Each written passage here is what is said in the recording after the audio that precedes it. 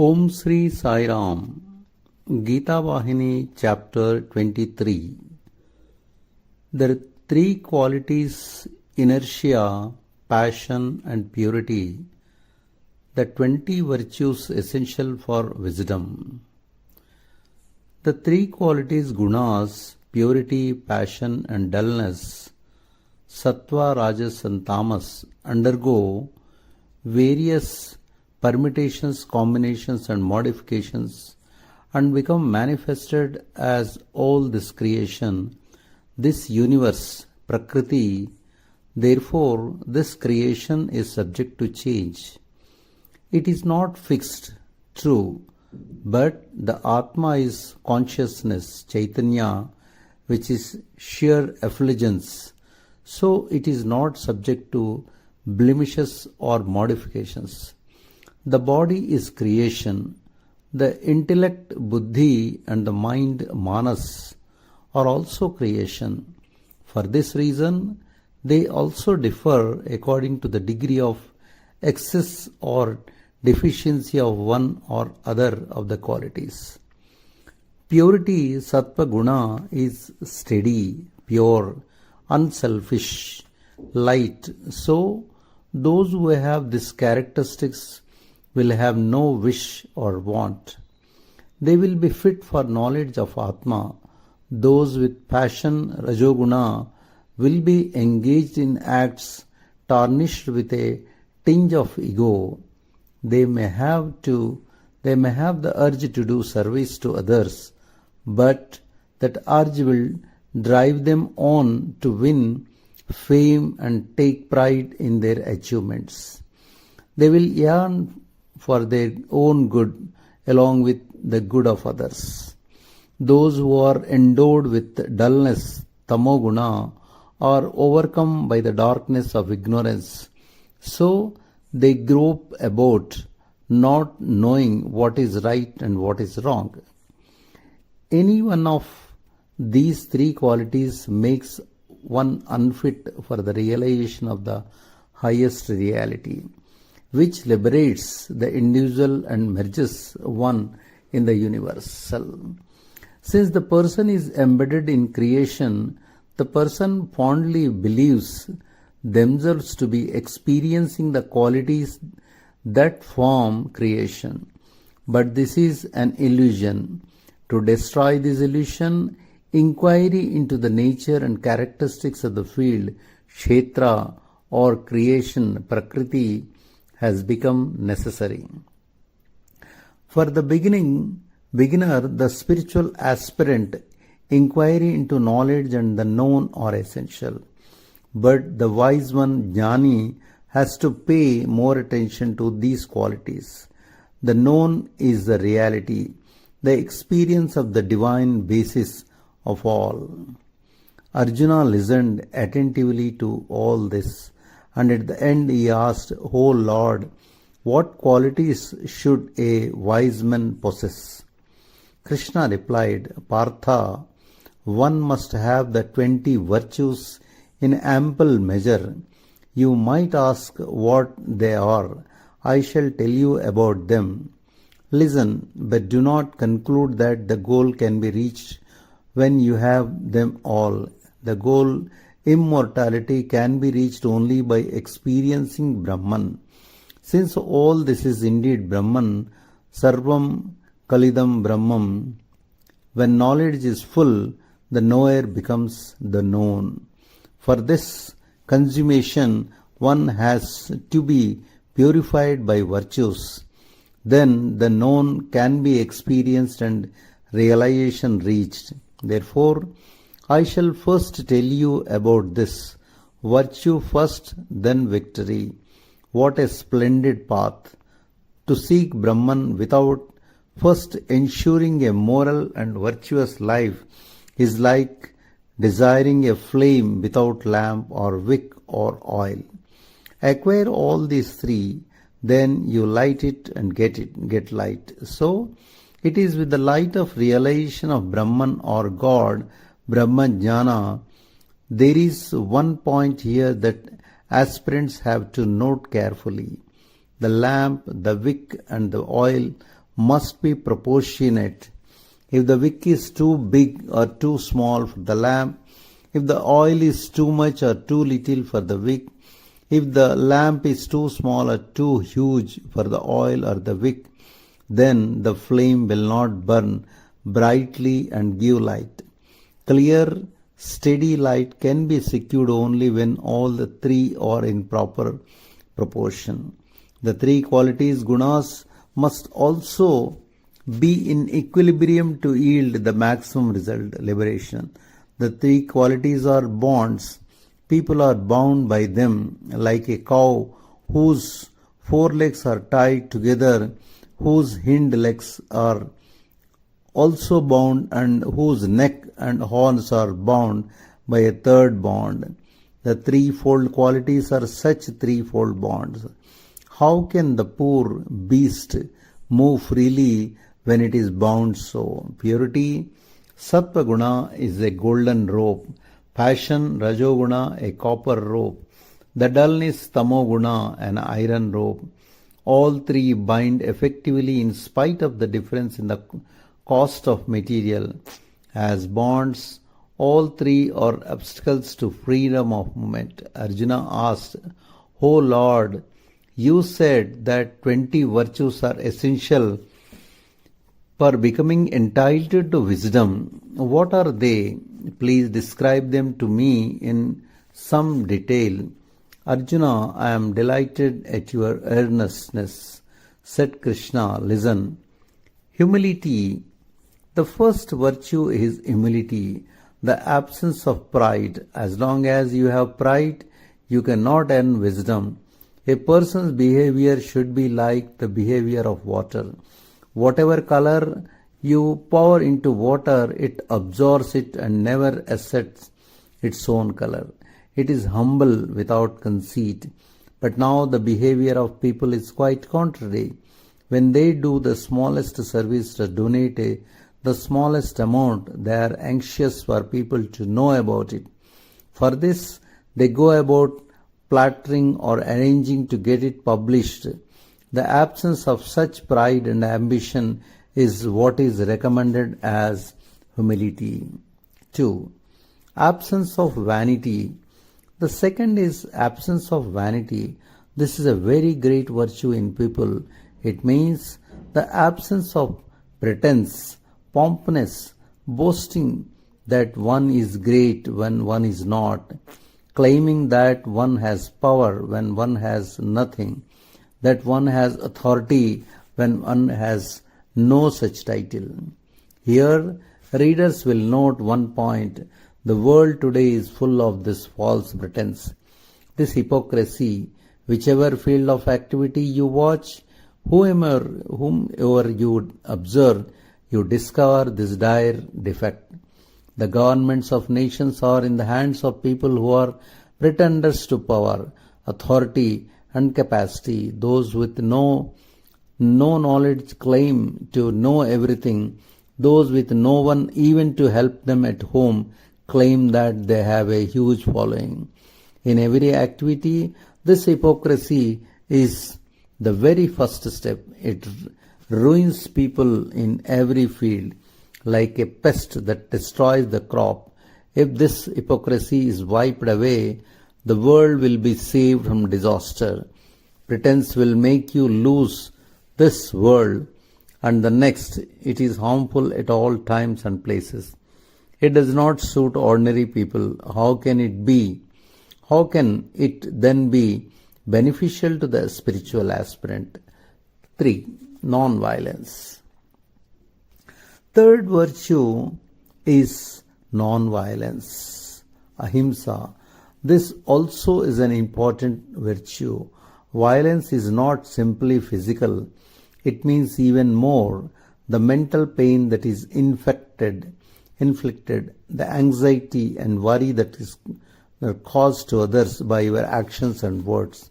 If you desist from causing physical pain to others, you cannot claim to have non-violence. Your activities must not cause pain and must be unselfish.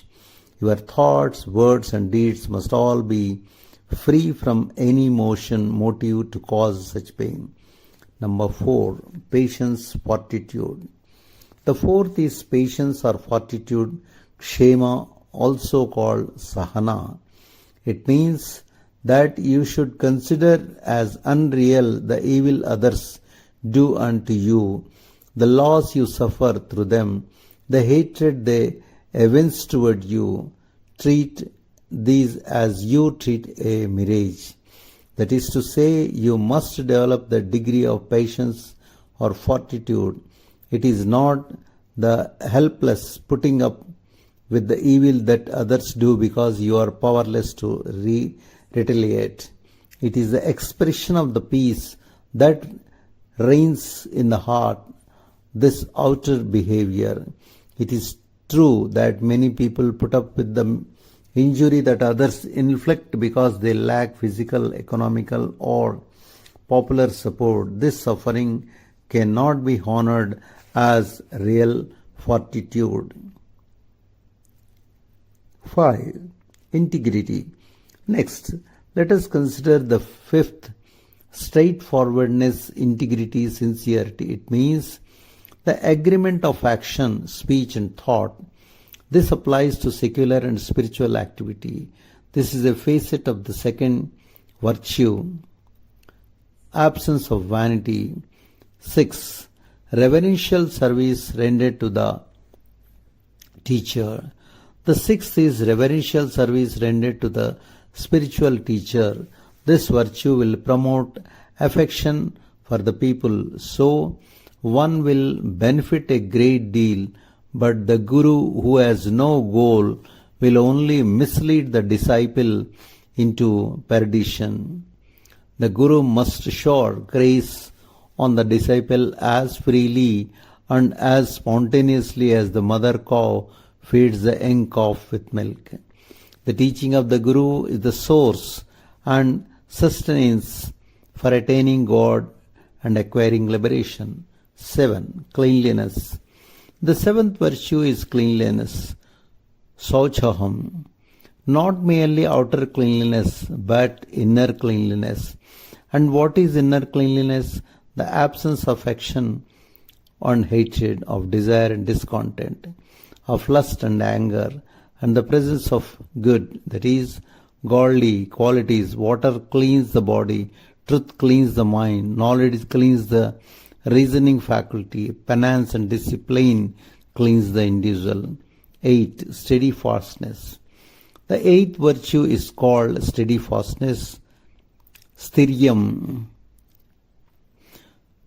Fixity of faith, the absence of fickleness or waywardness. Aspirants must hold fast to what they have once fixed their faith upon as conducive to their spiritual progress. They should not flit from one ideal to another, changing their goal from day to day. This is also referred to as dedication. Fickleness, the product of weakness, has to be scrupulously avoided. 9. Control of the senses. The ninth is control of the senses. Be convinced that the senses have to subserve your best interest, not that you should subserve the interest of the senses. Do not be the slave of the senses, rather make them your slaves. 10. Detachment.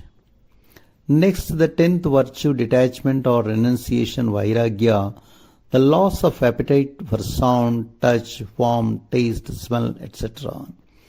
These senses run after these things because they titillate and give them temporary joy. However, the senses are not interested in the goals, virtue, wealth, desire, liberation of the sublime type.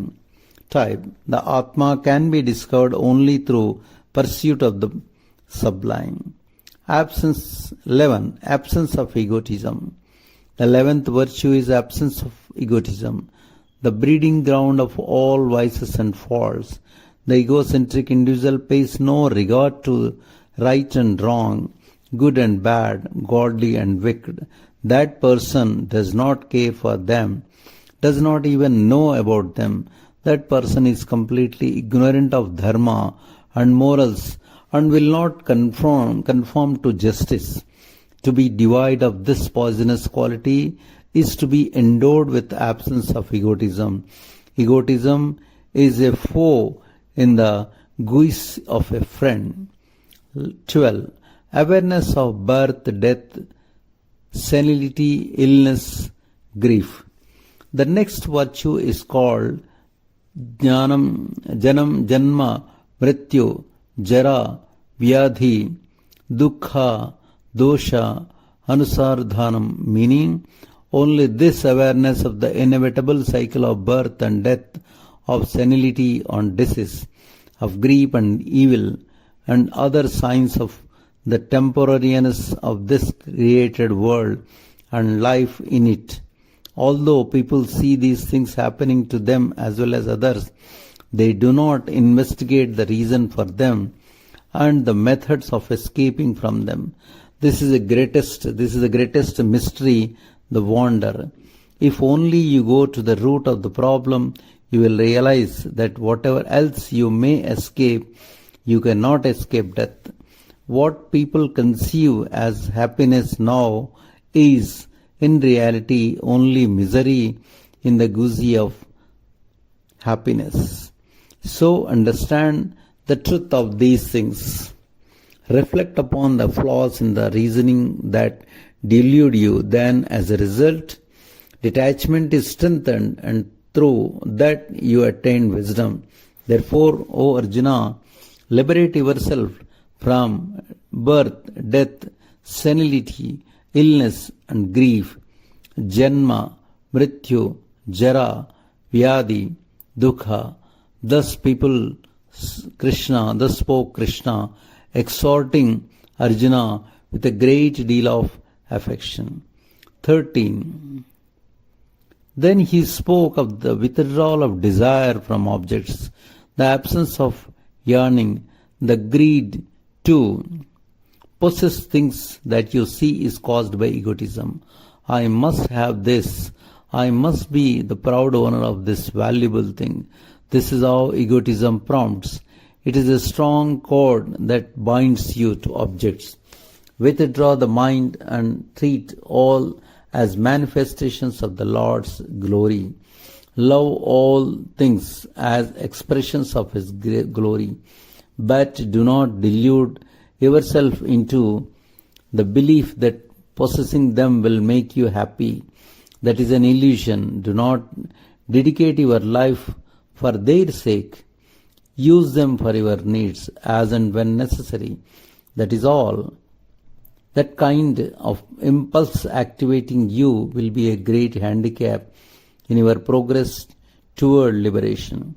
Whatever you may acquire as property will have to be given up someday, and that lost journey you cannot take with you even a blade of grass or a pinch of dust.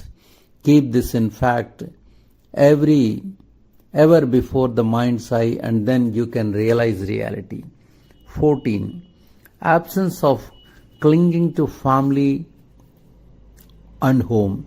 Before birth, one has no relation with this world and its material objects. After death, they and all kith and kin disappear. This sojourn is just a game played in the interval. Getting fascinated with this 3-day fair is foolish indeed. Desire tarnishes the mind and makes people unfit for higher pursuits.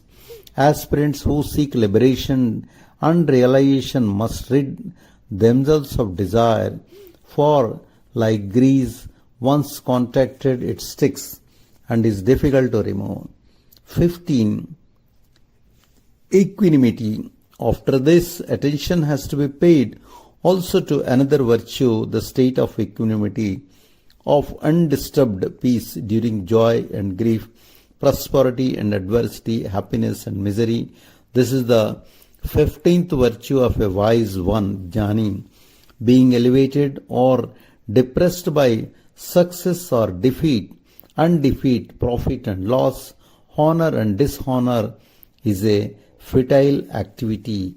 accept all equal as the grace of God, is consecrated food, prasada, just as you wear shoes to tread over thorny places, or hold an umbrella to escape getting wet in rain, or sleep inside a mosquito curtain to escape the stings of insects, so too arm yourself with an unshaken mind that is confident of the Lord's grace, and bear praise or blame, defeat or victory, pleasure or pain with equanimity, to live bravely through life. This equanimity is declared essential.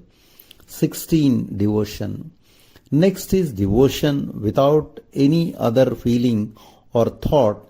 When grief overtakes you, you run to God. When difficulty overpowers you, you take refuge in the lot of Venkata. When joy is restored, you throw him overboard. When you are down with fever and your taste is ruined and your tongue is bitter, you crave for some hot pickle. But when the fever subsides and you are normal again, you don't relish the same pickle. Devotion is not a temporary salve. It is the unbroken contemplation of God without any other interposing thought or feeling. Whatever the activity, recreation or talk, it must be saturated with the love of God. That is undivided, undistracted devotion. 17. Dwelling in solitude. Thereafter comes dwelling in solitude. Ekantavasam. One must be fond of being alone. This does not make keeping the body in some solitary place far from the haunts of humanity. There must be solitude and silence in the mind. All its occupants must be forced or persuaded to quit. The mind should be contentless, nirvishya, turned away from the objective world. 18. Absence of interest in the company of others. The 18th virtue that helps to promote wisdom is mentioned as absence of interest in the company of people. That is to say, absence of the desire to mix with people engrossed in affairs that concern the objective world. One can attain equanimity even in the midst of wild animals, but it is difficult to win it while among worldly-minded ones. Spiritual discipline will be affected by the company you keep. Good people keep you good, bad people drag you away into badness. Of course, it is hard to find out who are good and who are bad, and then settle among the good. So it is advisable to avoid people and concentrate on spiritual discipline. The human mind is like iron.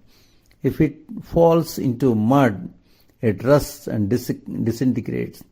If it falls into fire, it loses, drows and becomes pure. Therefore, joining the company of wise people is better than being in solitude. Note how Narada, who was the son of a housemaid, became a sage because he fell in the company of God people. Ratnakara, who was a cruel hunter, got the company of the 7 sages, so he was transformed into the first among poets, Adikavi. Evil company is highly detrimental.